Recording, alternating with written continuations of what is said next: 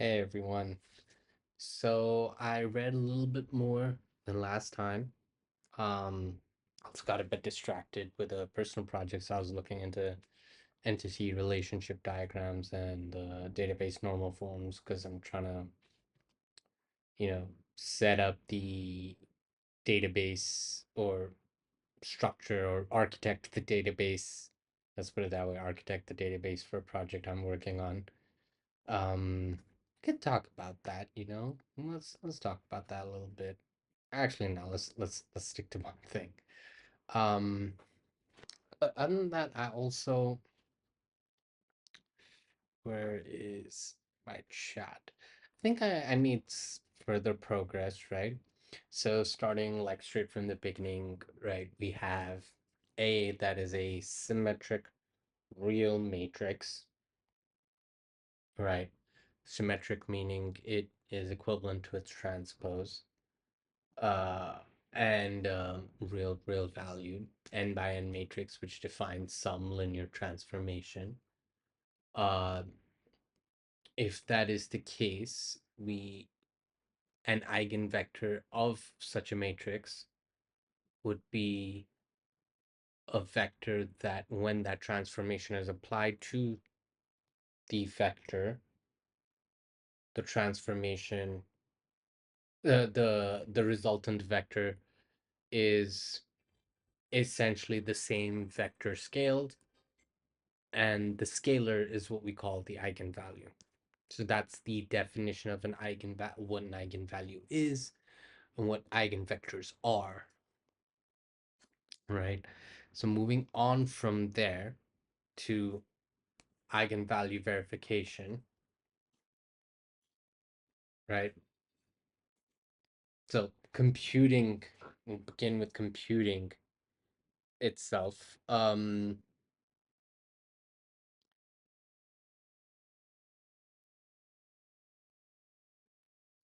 So the matrix as defined earlier will always have real eigenvalues, and its eigenvectors can be chosen orthonormal, wherein the where it translates to where A can be written as A equals Q lambda QT, where um uh Q equals basically the set of eigenvectors. Lambda is the eigenvalues it's in the diagonals, and QT is the transpose of Q.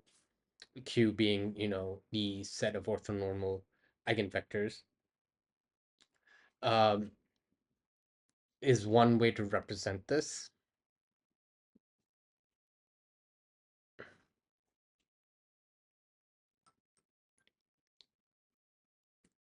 And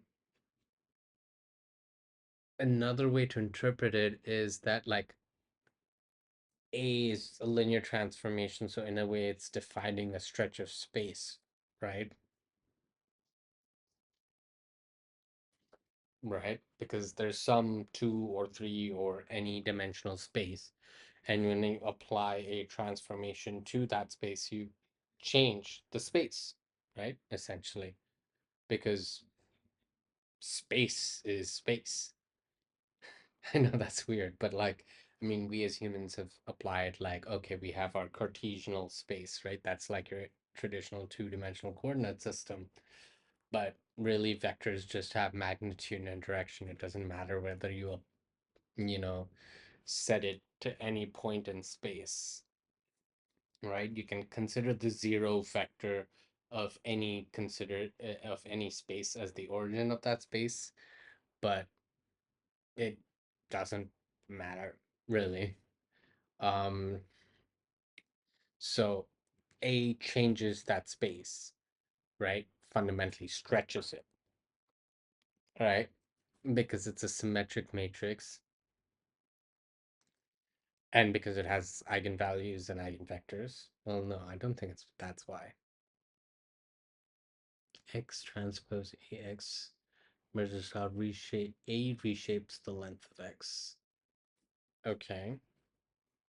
So basically getting the dot product of a vector a transformed vector by A with itself will show you, will give you essentially a value that measures how that transformation itself reshapes X, the vector X.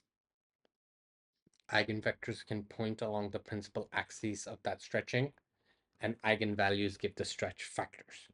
So with this thing of like, if you multiply, if you get the dot product of a vector that's been transformed with its original self, obviously, you get essentially, um, what's the word I'm looking for? You get the uh eigenvector. You get your orthonormal set of eigenvectors, and those eigenvectors are essentially the axes of that stretching, and eigenvalues give you that stretch factors. That kind of makes sense to me, at least intuitively. It's, you know, compared to the first half of this, obviously I haven't, this is more fresh of like me actually reading it and getting into it, right? So I still don't quite understand what householder tridiagonalization is, but I'm slightly less scared of it. Still pretty scared of it, honestly. We have to apply a sequence of orthogonal reflections so that t equals hn minus, I'm assuming these are all matrices that are multiplied with each other. Let's see, I googled householder tridiagonalization, but then it didn't really show me. Or householder reflection, or is a linear that describes a reflection about a plane or hyperplane containing the origin. By Aston Scott. Okay, I don't care about the dude's name. Householder operator may be defined over any finite dimensional inner product space V with inner product and unit vector U as an element of V.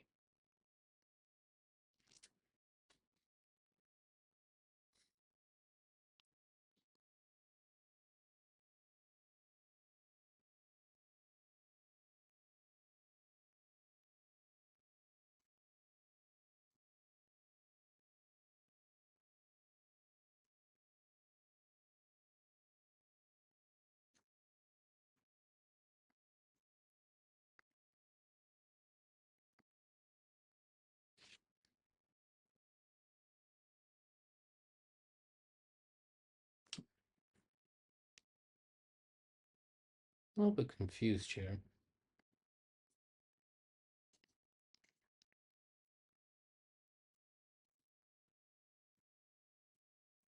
So the core task was to look at symmetric matrices, right? Why we're looking at it symmetrically,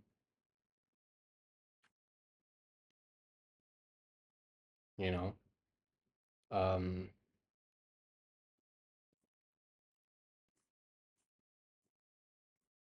is what we have been discussing so far, our understanding.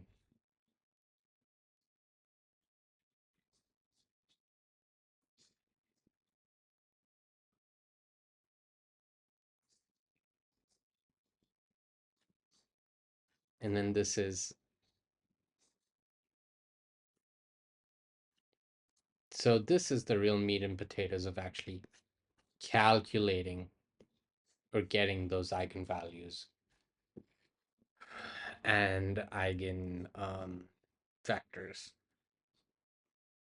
right? But there's also like reference to something called an eigenspace, which is essentially the set of all eigenvectors that correspond to a same eigenvalue along with the zero vector, right? What that group of like the space encompassed by those group of vectors, right? Which is, obviously infinite because everything is infinite, but like, you know, we discussed this, I think, a few episodes ago, where basically, if a vector has like three, if it's a three-dimensional vector, but that vector only extends in one or two dimensions, and if you have a set of vectors that are all the same, that express in those two dimensions but not the third dimension, then you can never the space uh that can be explored by that set of vectors is the two-dimensional plane, right? Not the three-dimensional. You can never come up with a combo, right? So all of this kind of fits together somehow,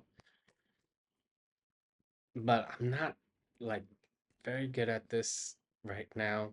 I keep feeling like I need to do maybe some formal work because up till now I've been kind of working on a mixture of intuition and um developing things, but also at the same time I feel like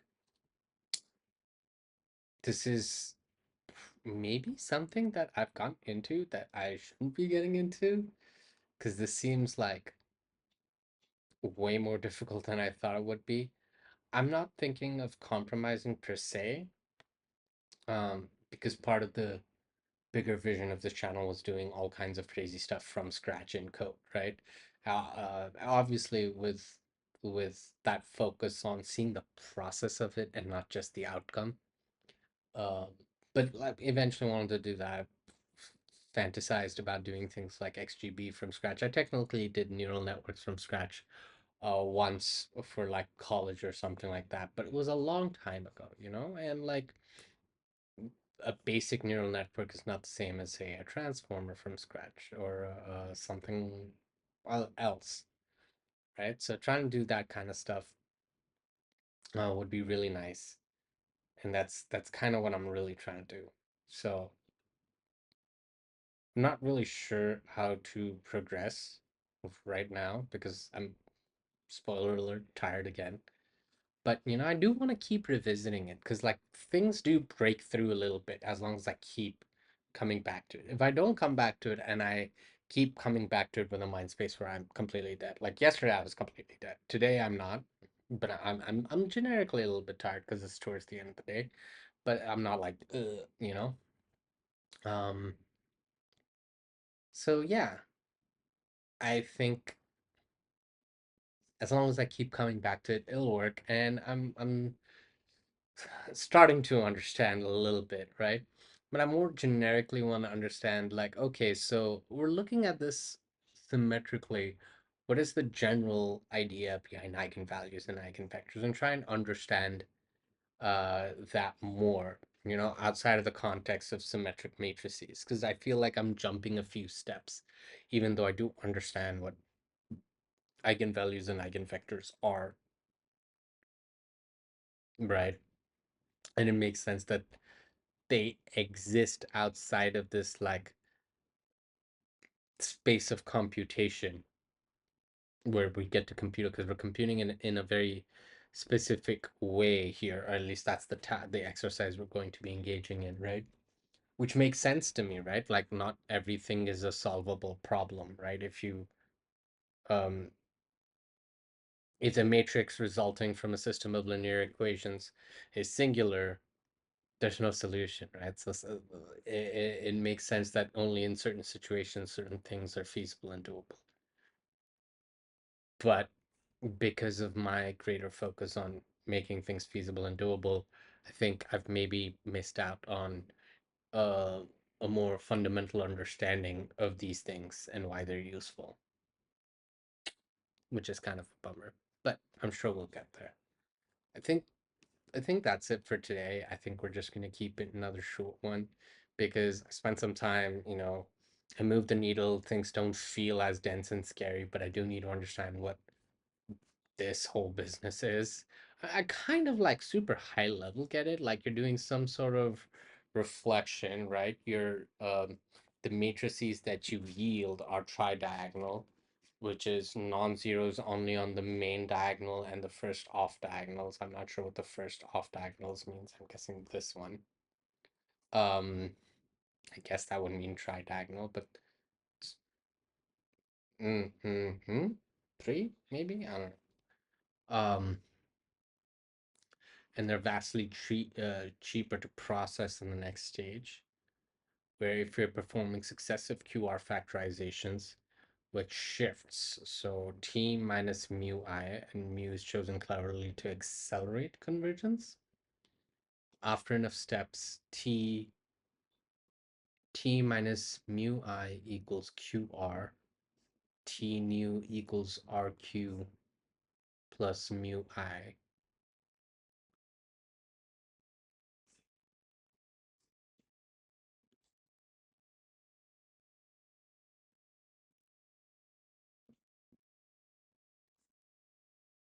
Okay, I'm lost. I don't know what that means. 100%.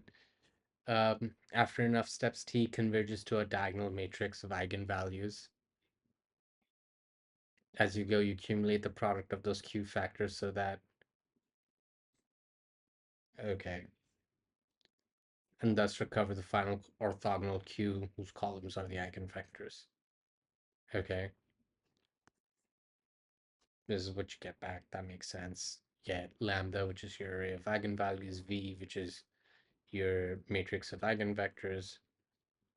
So the chain of orthogonal operations V satisfies VTAV equals diagonals. This, okay.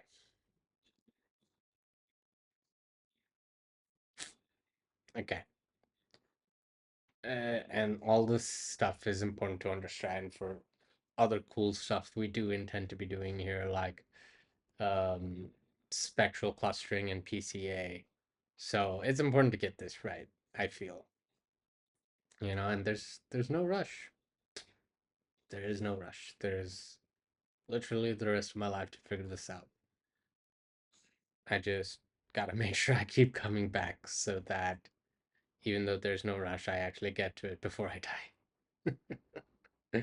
That's a really morbid way of putting it, but I'm very interested. And you know what? I hope whoever's watching this is along for the journey and is having fun.